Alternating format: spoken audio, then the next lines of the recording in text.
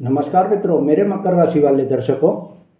अगर आप पिछले कुछ समय से यह महसूस कर रहे हैं कि मेहनत तो आप पूरी कर रहे हैं लेकिन परिणाम आपको उम्मीद के अनुसार नहीं मिल रहे हैं, तो रिश्तों में दूरी है या नौकरी या व्यापार में तनाव है, पैसा आता है लेकिन टिकता नहीं है, तो आने वाले कुछ दिन आपके लिए बहुत ही बेहद महत्वपूर्ण दिन होने वाले हैं। क्योंकि 17 अगस्त से 22 अगस्त के बीच में ग्रहों की ऐसी स्थिति बनने जा रही है जो मकर राशि वालों के जीवन के उन क्षेत्रों को प्रभावित करेगी जिन्हें अक्सर छिपा हुआ, अचानक आने वाला और कर्मों का परिणाम देने वाला माना जाता है। और सबसे खास बात यह होगी कि इस दौरान एक ग्रह नहीं बल्कि तीन तीन ग्रह सूर्य, बुध और गुरु की स्थिति में महत्वपूर्ण बदलाव होने जा रहे हैं। मित्रों, यहाँ आपको एक बात बहुत ही ध्यान से समझ लेनी है कि जो बदलाव दिखाई देगा वह शुरुआत में आपको परेशानी जैसा लग सकता है, लेकिन उसके पीछे जो छिपा हुआ परिणाम होगा वो आपके लिए बिल्कुल ही अलग परिणाम होगा। इसलिए इस वीडियो को अंत तक आप जरूर देखिए, क्योंकि मैं आपको कुछ ऐसे उपाय बताऊंगा बीच बीच में जो कि आपको उन उपायों को करके जो भी आपके जीवन में नकारात्मकता आ रही है उनको कम करने में आपको मदद मिलेगी। मित्रों, मेरे मकर राशि वाले दर्शकों, आपके स्वामी, आपके राशि के जो स्वामी होते हैं वो कर्म और न्याय के देवता शनि होते हैं। और यही कारण है कि मकर राशि के जातक जीवन में अक्सर जिम्मेदारियां उठाते हैं। आप दूसरों के लिए खड़े होते हैं, परिवार की चिंता करते हैं, मुश्किल परिस्थितियों में भी चुपचाप आप संघर्ष करते रहते हैं। लेकिन आपके लिए सबसे बड़ी समस्या खड़ी होती है जब आप स्वयं परेशानी में होते हैं।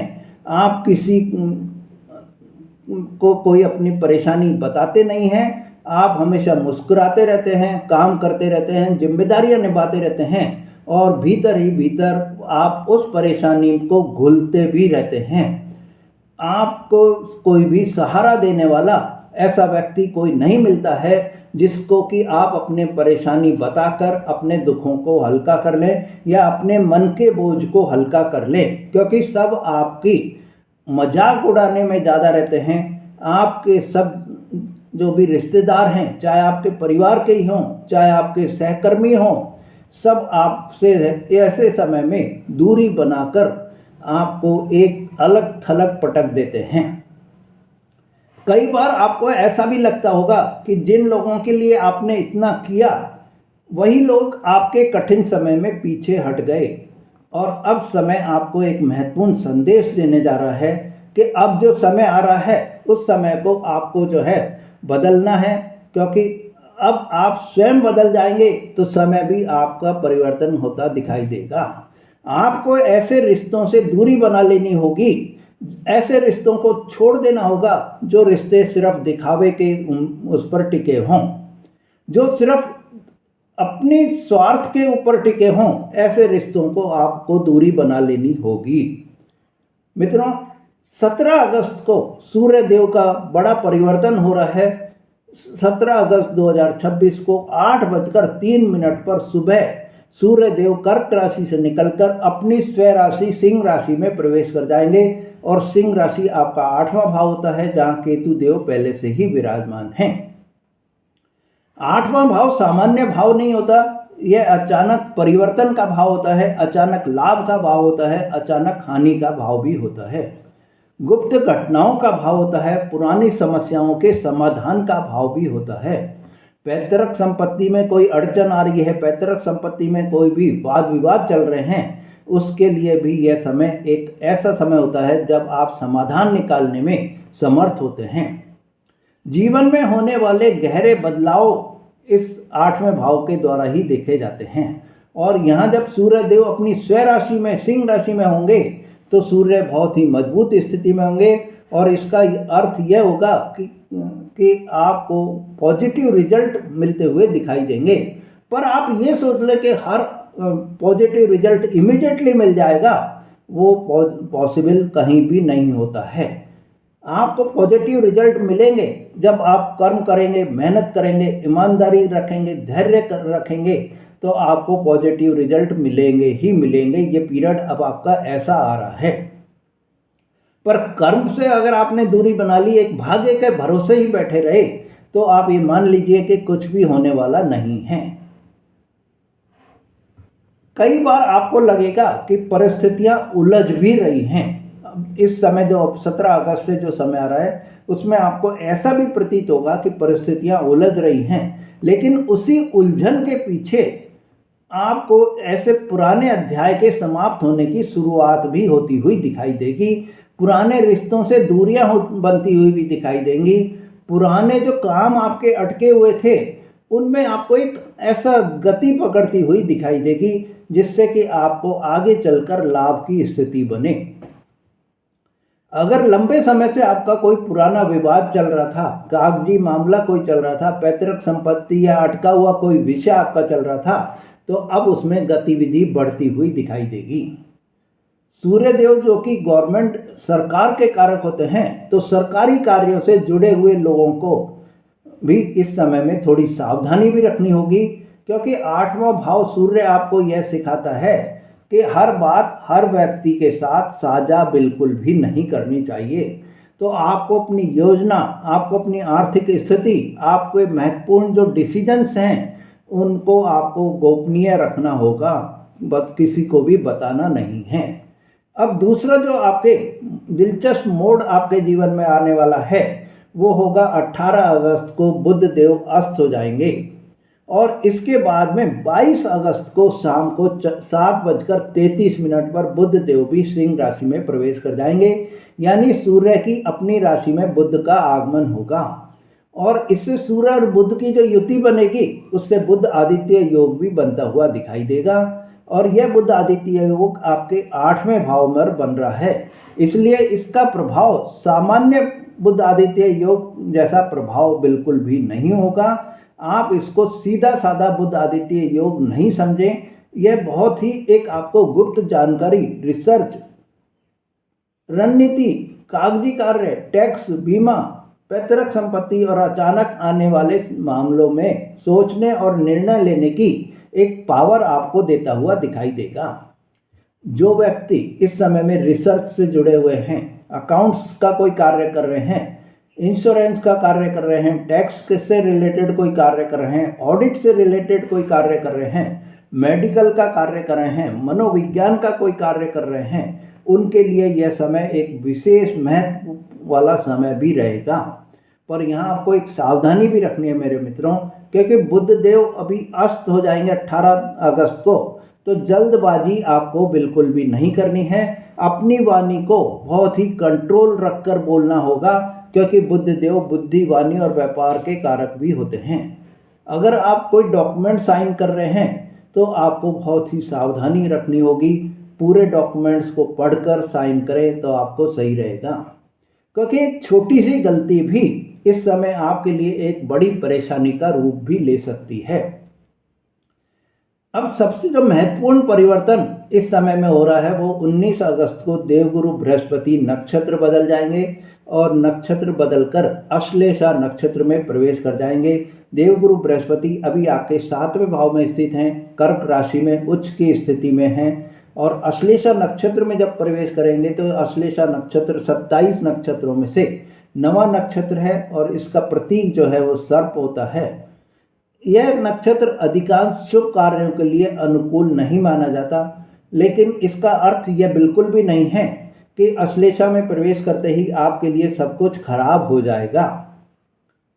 असल बात यह होगी कि यह नक्षत्र आपको सतह के नीचे जो छिपी हुई सच्चाई है उसको देखने की शक्ति दे देगा। जो व्यक्ति आपके सामने कुछ और कह रहा है, पीठ पीछे कुछ और कह रहा है, उसकी सच्चाई अब आपके सामने आती हुई दिखाई देगी। किसी रिश्ते में जो बात लंबे समय से दबाई हुई थी वह बात अब आपके सामने आती हुई दिखाई देगी। व्यापार में किसी पार्टनर की वास्तविक नियत आपके अब समझ में आ जाएगी और कई बार ऐसा भी आपको प्रतीत होगा कि आपको अचानक किसी ऐसी जानकारी का पता चलेगा जो आपके आने वाले डिसीजंस को पूरी तरह बदल देगा। यही कारण है कि आने वाले समय में आपको केवल दिखाई देने वाली बातों पर ही विश्वास बिल्कुल भी नहीं करना है। किसी की बात से ज़्यादा आप उसके कर्म को देखिए कि वो क्या करना चाह रहा है। विवाह और रिश्तों में आपके इस समय जब देवगुरु बृहस्पति 7वें भाव में उच्च की स्थिति में है तो रिश्तों में मूल आधार बहुत ही मजबूत हो जाएगा।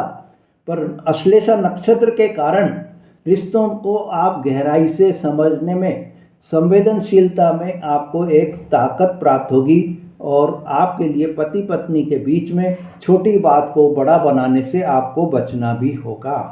कोई पुरानी अगर गलतफहमी है तो उसको दबाने की बजाय आप बातचीत से हल करें, वो मैटर आपका हल हो जाएगा।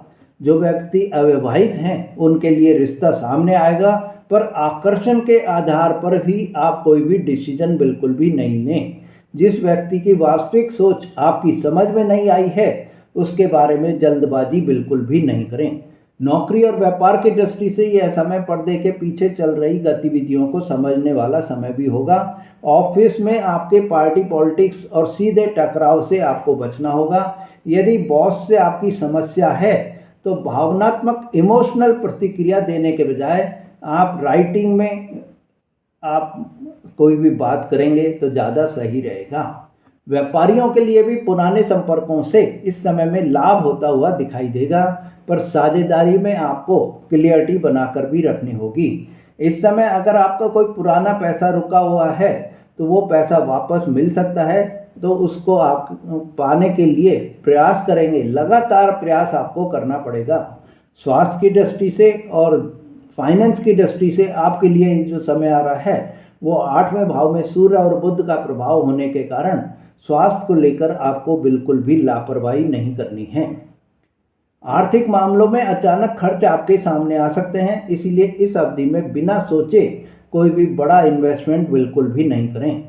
अब मित्रों, अगर आपकी कुंडली में ग्रहों की स्थिति सही नहीं है, आप बार बार परेशान चल रहे हैं, किसी न किसी समस्या से आप ग्रसित चल रहे हैं, बार बार आपकी कोई नौकरी छूट रही है या रिश्तों में टूटना हो रहा है या रिश्तों में दूरियां बन रही हैं, तो आप जो है अपनी कुंडली का विश्लेषण कराएं, जिससे कि आपको सही मार्गदर्शन और सटीक उपाय से आप अपने जीवन में जो भी परेशानी आ रही हैं उनको दूर कर सकें। अब मित्रों, सूर्य के लिए आपको जो उपाय करने हैं वो प्रतिदिन आप सूर्य को तांबे के पात्र में जल अर्पण करें और सूर्य को जल का अर्घ्य जब आप देंगे तो आपके लिए सूर्य देव की कृपा आपको प्राप्त हो जाएगी। इसमें आप एक लाल फूल और थोड़ा लाल कुमकुम मिलाकर जरूर आप डालें, और जब आप जल का अर्घ्य दे देते हैं तो जो ज़मीन पर पानी आपने डाला हुआ है उस पानी को आप अपने अंगूठे से लेकर अपना माथे पर ऐसे तिलक जरूर लगाएं। मित्रों, दूसरा जो आपको उपाय करना है, बुधवार को आप गणेश जी की पूजा आराधना करें और हरे कपड़ों का दान करें, हरी सब्जियों का आप दान करें। गुरुवार को भगवान विष्णु की पूजा आराधना करें और देवगुरु बृहस्पति की पूजा भी आप कर सकते हैं। ज़रूरतमंद व्यक्तियों को आप जो है पीले वस्त्र, पीले फूल, पीले फल आप दान करें। देवगुरु बृहस्पति अश्लेषा नक्षत्र में जा रहे हैं, इसलिए आप किसी भी व्यक्ति के प्रति अनावश्यक संदेह बिल्कुल भी नहीं करें। अश्लेषा नक्षत्र आपको सच्चाई दिखा सकता है, इसलिए हर शंका को सच्चाई समझ लेना भी सही नहीं होगा। मित्रों, 17 से 22 अगस्त के बीच में आपके लिए सबसे बड़ा संदेश यही है कि जो चीज़ खत्म हो रही है उसे ज़बरदस्ती पकड़कर मत बैठिए। जो रिश्ते खत्म हो रहे हैं उनसे दूरी बना लीजिए, जो परेशानी आपको आ रही है उनसे दूरी बना लीजिए, क्योंकि आपके लिए अब 8वें भाव के सूर्य कई बार पुरानी व्यवस्था को तोड़कर नई शुरुआत का रास्ता भी बनाता है। तो हो सकता है कि कुछ दिनों के लिए आपको लगे कि जीवन में कुछ चीज़ें उलझ रही हैं, पहले के बजाय आपको ऐसा महसूस हो सकता है कि मैं और भी ज़्यादा परेशानी में आ गया हूँ, पर कुछ समय बाद में आप पीछे मुड़कर देखेंगे और यही कहेंगे कि अच्छा हुआ वह अध्याय उसी समय खत्म हो गया। अगर आपके जीवन में इस समय कर्ज बढ़ रहा है, स्वास्थ्य परेशान कर रहा है, तो आप अपनी कुंडली का विश्लेषण जरूर कराएं, जिससे कि सही निर्णय लिया जा सके, क्योंकि हर एक व्यक्ति की महादशा अंतर्दशा अलग होती है, हर एक व्यक्ति की कुंडली में ग्रहों की स्थिति भी अलग होती है। मकर राशि वालों, घबराने का समय नहीं है, यह सावधान होकर आगे बढ़ने का समय है, क्योंकि आने वाले दिनों में ग्रह आपको डराने नहीं बल्कि आपकी आंखों को खोलने के लिए काम कर रहे हैं। जो सच है उसका आप सामना कीजिए और उसे समझिए, जो गलत है उससे दूरी बनाइए और जो अवसर मिल रहे हैं उनको पहचानिए। भगवान सूर्यदेव, देवगुरु बृहस्पति और कर्मफलदाता शनि की कृपा आप सब पर बनी रहे। अगर आपको वीडियो अच्छी लगी हो, उपयोगी लगी हो, तो आप लाइक करें, शेयर करें अपने मित्रों को और चैनल को सब्सक्राइब करना न भूलें। धन्यवाद।